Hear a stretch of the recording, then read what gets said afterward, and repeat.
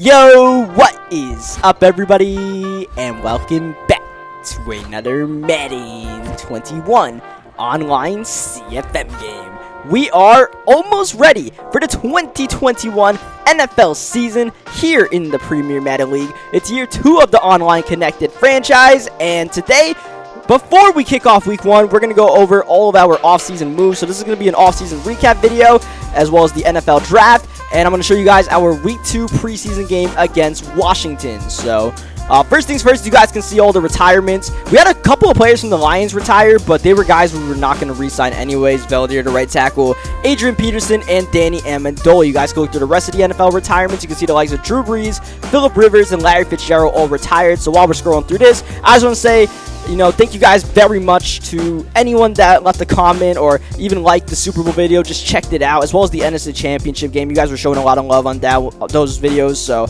yeah, thank you guys very much for that.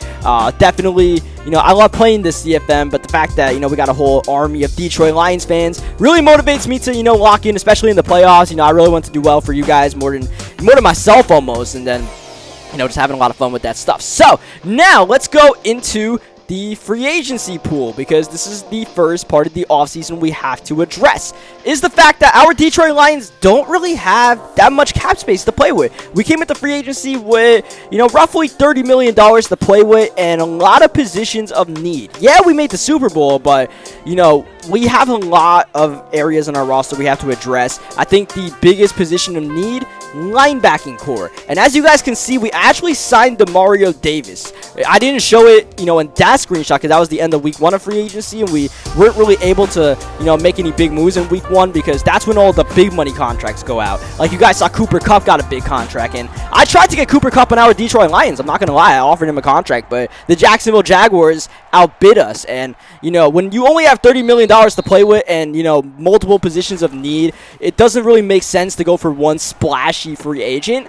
At the same time, though, we did actually grab Demario Davis because he is a superstar, even though he's an aging superstar. I feel like we really need, someone that can actually play middle linebacker for our Detroit Lions. I think that was the biggest weakness of our team, and it really showed up in the ground attack for some teams, namely Tampa Bay when we played them in the NFC Championship game. So we got Demario Davis. We let Jared Davis walk in free agency, so he's not coming back. As you guys see, Dwayne Haskins doing his thing out here. So, yeah, we got Taysom Hill as well. You guys might have seen that in week 1 of free agency. We signed Taysom Hill to a fairly cheap contract. No, Matt Stafford is not being replaced, obviously. Matt Stafford's still a superstar out here. He's still really good. But Taysom Hill is going to be a nice gadget quarterback for us to have, and especially as a team that struggled in short yardage situations last season, having Taysom Hill should help us. So, besides the linebacking core, I would say the biggest positions of need for us are offensive line and wide receiver. I tried to address offensive line in the offseason, but during free agency, but, the offensive line contracts were kind of wild, where, 78 overall offensive linemen were getting over $10 million a year, and I just didn't feel comfortable doing that with, the amount of money we have. This isn't like the Miami Dolphins franchise we had last year, where after season 1, we had $100 million to play with in free agency. We're kind of balling on a budget, because the Detroit Lions in real life have a lot of bad contracts on the table. Vaitai, the right tackle that doesn't even start for us, he's making $10 million a year. Jamie Collins is making over $10 million a year. Justin Coleman's making about $10 million. Trufont's making about $10 million. A lot of these aging veterans are, in eight digits as far as, contract amounts. So that's not good for us. What is good for us is our first round draft pick is coming up. Now, because we made the Super Bowl, our first round draft pick is not going to be the greatest. We are basically with an early second round pick number 31, and the Miami Dolphins just took a wide receiver we were eyeing up, Bateman, so that takes the guy off of our board. Right now, I'm looking at, that guy right there, Jabril Cox. I had every intention of bringing Jabril Cox into Detroit, the same man we brought in to Miami last season and developed into a superstar. Cox was a monster for us, and he had really good draft grades, so I really wanted to bring in Jabril Cox. And now our draft board has completely been flipped upside down. There's no go-to guy for us at the 31st overall pick because, like I said, our biggest positions of need, linebacking, offensive line, and wide receiver. offensive line and wide receiver, and we could try to get the best player available and get somebody in the secondary, but secondary is, I would say, the strength of our Detroit Lions team. So we're going to take a different approach to this draft than compared to the drafts we did with the Miami Dolphins when we had a lot of early round picks. We're actually going to take the wide receiver Amon-Ra St. Brown out of USC. He only ends up being a 70 overall, unfortunately for us, and he ends up with 93 speed. As you may be able to tell, the main reason why we drafted this man is because he had the second fastest 40 time as far as any wide receivers at the NFL Combine. I was kind of hoping for 94 or 95 speed. The fastest wide receiver from this draft, Jalen Waddle, ended up with 95 speed. Rondale Moore ended up with 94 speed. Amon-Ra St. Brown, 93. We'll make it work. He's 6'1". He'll be the number 2 wide receiver in this offense most likely, and hopefully someone to take a little bit of the pressure off of Kenny Golladay and TJ Hawkinson, and maybe make us throw the ball less to DeAndre Swift. So if you guys saw that text, if you want to pause it and read it, basically what that little text bubble said right there is the reason why Amon-Ra St. Brown is normal. He might not be normal by the end of preseason. So the way the draft classes work in this CFM, the Premier Madden League, is that our commissioner, if you read it, he basically recreates a season in NCAA 14, imports the draft class, and then after he imports the draft class, there's a pretty cool, somewhat complex formula that is created to determine whether a player is star, superstar, or X factor based on a number of different factors: how they played in college, what college they went to, where they were drafted, all this cool stuff. So yeah, we're not going to worry about that too much. We're going to just draft guys that we need, and they end up with good depth traits, then so be it. It would be nice for our first-round draft pick to come in clutch. But, yeah, obviously we didn't hit a home run. Well, I mean, we'll see, man. Amon-Ra St. Brown might be the truth. We'll have to find out. We know TJ Hawkinson is the truth, man. Hawkinson could be in for a monster season this time out. Like I said, man, we got, Golladay on one side. We got the speedster, St. Brown on the other side. As far as wide receiver position, wide receiver number 3, we have Marvin Hall coming back on a 2-year contract, and we also signed Josh Gordon out of free agency. Josh Gordon's like a 78 overall, so that's going to be a battle in preseason to see who's going to be wide receiver number 3, but, we got basically the rest of those positions locked up. As you see, Bryce Love running the ball, and, yeah, as far as the rest of free agency went, as far as week 3 and week 4 of free agency, there was not really too much for our Detroit Lions to grab. That's basically the bargain hunting time. Actually, I don't even think there's a week 4 of off-season.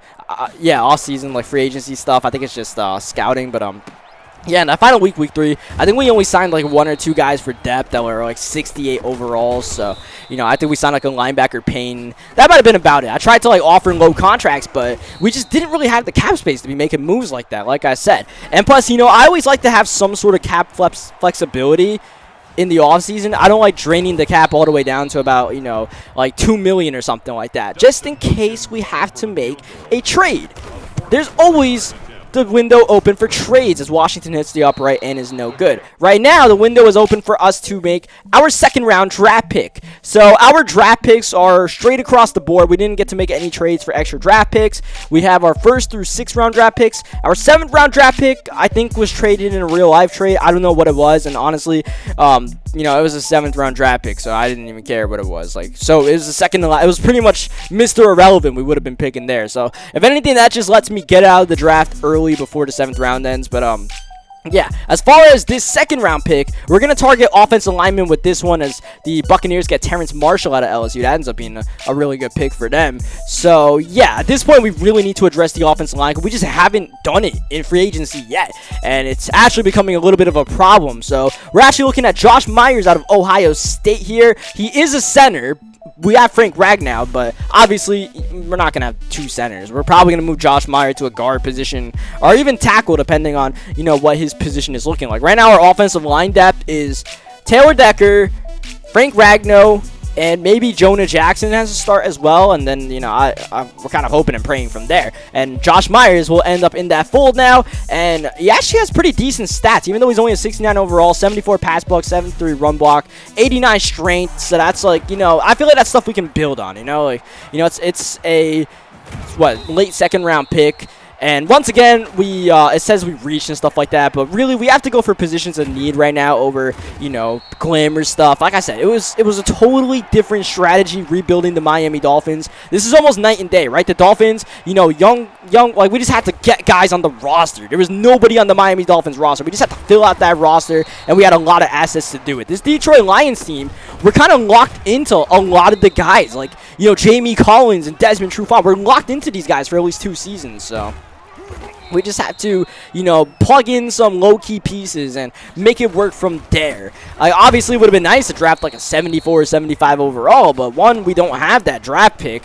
You know, it would have been clutch if we missed the playoffs, but that would have not been fun either, obviously. So, like, we don't do that. We don't play for draft picks here in this CFM, in this series, man. You know that. We made the playoffs in year 1 with the Miami Dolphins, all right? We had no business doing that. We didn't have much of any business making the playoffs with the Detroit Lions either, but here we are, so yeah, that pretty much addresses most of what we did in free agency. Now, one thing I will tell you guys, part of the reason why you guys are Taysom Hill's in the game. How about DeAndre Swift? Swift's looking pretty nifty here so far in his sophomore season. So hopefully we can have a nice breakout campaign from DeAndre Swift as far as running the ball, because passing, you know, he was getting a lot of receptions. He had over 1,000 yards receiving, but actually running the ball, DeAndre Swift, he didn't really do the best. And, you know, we were even looking at Ty Johnson and a little bit of Adrian Peterson, especially in the playoffs. We were, you know, kind of rotating those running back touches, you see. Definitely trying to get St. Brown involved out here. It's preseason. Obviously, we're not, you know, going hard or anything out here. I'm just trying to practice stuff and, you know, figure out what our young guys like, you know, St. Brown and stuff like that are bringing to the table. And, you know, you guys will see our late 3rd round pick in just a second here. DeAndre Swift ends up getting the touchdown. Shout out to D Swift doing his thing. You know, close game, but like I said, you know, it is preseason against a good opponent. This is a team that we played in the divisional round of the playoffs. Not really what I want to do. Our preseason roster is honestly pretty jacked. Our preseason schedule is really jacked up. We played the Buccaneers. We played Washington, 2 teams we literally just played in the playoffs. Then we play our division rival Chicago Bears and our division rival Green Bay Packers. It's honestly the worst preseason schedule I could have possibly imagined. I'd like to play like out of conference teams that we don't have to worry about too much, because, you know, then we can really just, you know, practice and have some fun with that. But anyways, late 3rd round pick. So like I said, positions of need: linebacking core, offensive line, wide receiver. We're still going to stick to that mentality as far as drafting and just trying to fill out our roster. I still, you know, I don't want to take any defensive backs right now. We don't have to. And Jeremiah Muna is honestly a guy that really sticks out to me. And we're going to make a really quick draft pick here. Once again, we, you know, quote unquote reached on the draft pick, but, you know, you really just, sometimes you got to look at the stats and the intangibles and stuff like that. And Jeremiah Moon, he brings us an interesting situation here. I drafted him as an outside linebacker, but we might have to move him to our second middle linebacker spot. Keep in mind, we don't really have a second middle linebacker besides, I think it's Ty Vibe, the dude from Hawaii, but yeah, besides the Mario Davis. Even though he says outside linebacker, we're gonna play the Mario Davis inside. We're actually gonna move Jamie Collins to outside linebacker. We had him play middle linebacker last season just because we didn't have many other options, but we're gonna move him back to outside linebacker this year. Have the Mario Davis play inside, and then I think we might actually have Jeremiah Moon play middle linebacker for us, because he's fast enough, and, you know, he does have pass rushing moves. We'll see. We might use him as a bit of a joker. It's always good to have versatile guys on your defense, so that's a plus for us. As you see, Haskins taking a shot. Tracy Walker is going to be able to swat that one away. It looked like Okuda might have low-key got burnt right there. So one point I try to make just now is part of the reason why we are, you know, moving to the preseason so quickly after the Super Bowl. You know, it's been 2 days since I did the Super Bowl video, is because, as some of you guys may know, I was actually pretty behind as far as uploading the rest of Season 1 for this Lions Online CFM. The Super Bowl that I uploaded 2 days ago was played almost 2 weeks ago. So, you know, rather than having an off-season break, we're just going to be jumping straight into Season 2 so we can get caught up as quickly as possible. As I'm recording this video right now, and we're going to be uploading tonight, it's going to be Week 2 of the regular season. So, we're going to try to catch up pretty quick. We actually have an early bye this season in Week 4.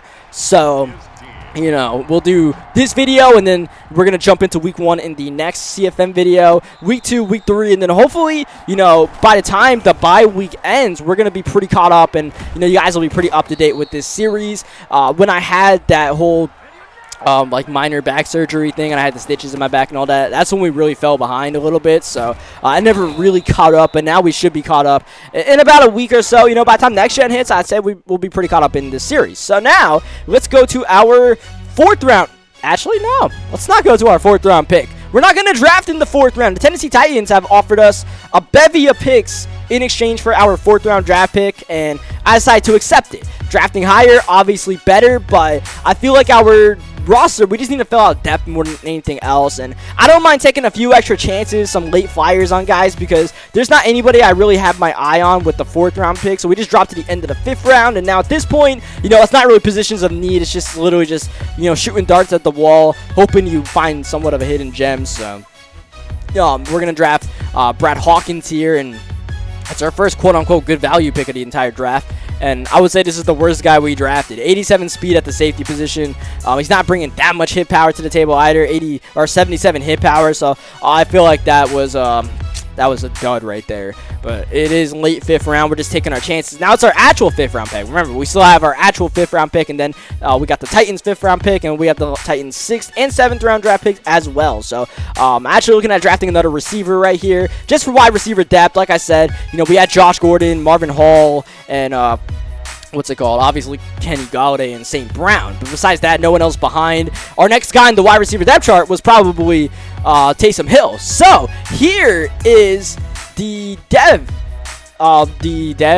development traits, we'll call it, that everybody got after the draft and after the preseason. So this was actually done after this week 2 preseason game that was displayed after the preseason ended to everybody in the league. So if you guys want to pause it and check it and read through who got what development traits, definitely, you know, feel free to do that. You guys will notice that Trevor Lawrence was the only X factor out of the draft, to be expected.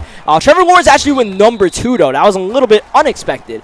The Carolina Panthers ended up with the number 1 overall pick, and they grabbed Justin Fields. Not a bad option as well, especially in Madden. You know, Justin Fields might actually be the better option, but I'm sure the Jacksonville Jaguars are more than happy to grab Trevor Lawrence. The Jaguars, as you guys may remember, they had Colin Kaepernick under center for season 1, but Kaepernick ended up regressing. Obviously, Kaepernick's in his 30s, so you know, he was due to regress. So, and the Jacksonville Jaguars ended up with the number 2 pick because the Jalen Ramsey trade with the Los Angeles Rams in real life. The Rams, that's actually the Los Angeles Rams' pick, but, you know, they traded it. So Jacksonville ended up getting really fortunate with that one. So there were a couple of superstars, including our late 2nd round pick, Josh Myers, which was definitely a surprise. It was kind of weird the way the superstars worked out. It was like literally just, you know, a bunch of guys from Ohio State and Alabama. I don't know. I don't really know too much about how that formula works, but it worked out for us. So, you know, we will take it. As you see, we're really practicing our Taysom Hill gadget plays. I wouldn't expect Taysom Hill to get this many touches on an actual Sunday in the regular season, but, you know, I'm definitely trying out stuff that we can use for Taysom Hill and ways to get him involved. You guys know me, man. I will find ways to get Taysom Hill involved in the game plan. And like I said, especially in short yardage situations, Taysom Hill could be our guy. Goal line offense, Taysom Hill could be our guy. As you see, we got the touchdown with St. Brown, and we got a 2-point conversion there with Ty Johnson. The start of this 3rd quarter was a bit of a train wreck. I was really screwing around, through a pick 6 on an RPO, off fumble 6 on a triple option that I didn't even mean to pitch. I tried to tuck the ball with Taysom Hill, and you press RB to tuck the ball, but in a triple option, you press RB to pitch it. So, yeah, that didn't work out too well for us. Chase Daniels playing. You'll notice really quickly, Matt Stafford was not in action in this game at all. We gave Stafford the night off, so we had Zach Thomas out of Appalachian State, undrafted. We did not draft Zach Thomas with any pick, even though we have a couple of picks left. I'll spoil that one for you guys. He was an undrafted free agent. We just picked him up as Taysom Hill is, wow, picking up some nice yardage right here. And we gave him the start. And then Chase Daniels is still our backup quarterback. He's one of those bad contracts the Lions have. The good thing about these Lions bad contracts is we'll be able to get rid of most of them after season 2. Once this season ends, we'll be able to cut the likes of Jamie Collins. Trufont's just going to be in free agency straight up. Vitae we should be able to cut. Chase Daniels we should be able to cut, and you know that'll give us more cap room to play around with and get better guys on our roster. Though a lot of these guys on these bad, you know, not so great contracts, we are still starting because, you know, they are not too bad of players, and you know, we can use them. Like Trufant, he regressed a good amount, but like Trufant's man coverage skills are literally gone. I think he lost like 10 man coverage points and like all his press, but Trufant's still a viable starting outside cornerback for us. I think our Warrior is still gonna be better in the slot. He was really good in the slot for us in the playoffs, so we're not gonna fix what's try to fix what's not broken. That's the saying, right? But yeah, we're gonna have our Warrior, Trufant, and Okuda play the cornerback positions. We got Tracy Walker and Justin Coleman playing safeties. As far as linebackers go, we got Jamie Collins outside. We got the Mario Davis. We have the rookie Jeremiah Moon. And we actually, if you guys may have noticed, have D Ford on this team. And you guys are probably waiting for like some blockbuster trade, right? Like D Ford, like surely someone noticed that D Ford was on the field. No, we did not trade for D Ford. The way we got D Ford on our roster was D Ford was traded from the San Francisco 49ers to the Los Angeles Chargers in a move for the 49ers to clear cap. But for reasons I have no idea why, the Chargers cut D Ford after trading for him because they were in a dire cap situation as well. And they were better off cutting D Ford than keeping him. I was just kind of scrolling through free agency and I found D Ford in free agency at like 2 o'clock in the morning when I'm normally up for odd reasons. And I was like, well, damn, our Detroit Lions need this. As you guys know, our leading sack getter last season was Clay Matthews with 6 sacks. Clay Matthews isn't back on the team. He regressed to like a 73 overall. I'm surprised he's still in the league. I'm surprised he didn't retire. So you're damn right we picked up D Ford. We got him on a 1-year contract for a little under $7 million. That is an amazing steal for our Detroit Lions, and part of the reason why I like keeping that extra cap space. Because if we use cap space to sign, you know, some decent players in free agency, good but not great, as Will Harris forces a fumble here to keep us in this preseason game, we would have never been able to afford D Ford. So now D Ford is going to be on the outside. We're going to move Julian Okwara to defensive end, and we're actually going to move Deshaun Hand to defensive tackle. We actually cut Danny Shelton just because Danny Shelton sucks, to be quite frank to you guys. Like, he blows. So we cut Danny Shelton.